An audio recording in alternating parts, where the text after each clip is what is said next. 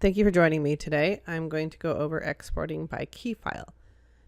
Tight search parameters can narrow your export list down quite a bit, but there may be times when you want to export only a few specific items, or recipes in this case. Using a key file is a common and easy way to do this. There are 3 keys available to use: name, user code, and primary key. This tutorial will walk you through the steps to create a key file of recipes by name and export the recipes per the key file. Now the same steps would apply should you want to use primary key or user code. To create the key file, click the export button and select create new. Review the target file paths for your exported text file and log file, and then select recipe. Analysis is fine for this example. For selected fields, this is where you make sure the name is being exported, because we're going to make our key file from the name. Selection criteria: choose export all. Format options aren't really important right now. Remember, we are just creating the key file. Click OK. The preview window opens. Double check everything and then click execute.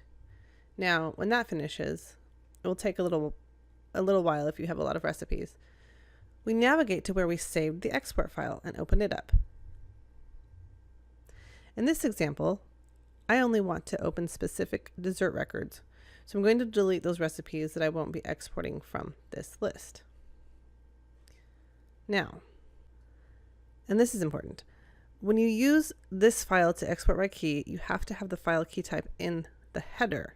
So we're going to type in name here, just the word name, save and close.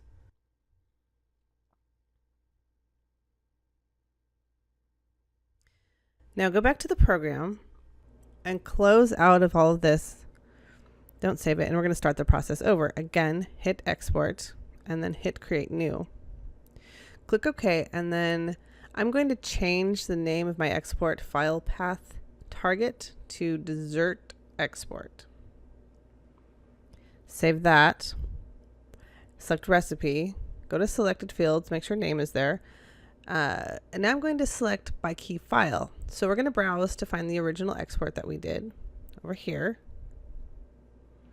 And then I'm going to click test, and those will be the ones that we see when we export. So click OK, click execute, and there we have it. Our export was successful. Okay, thank you.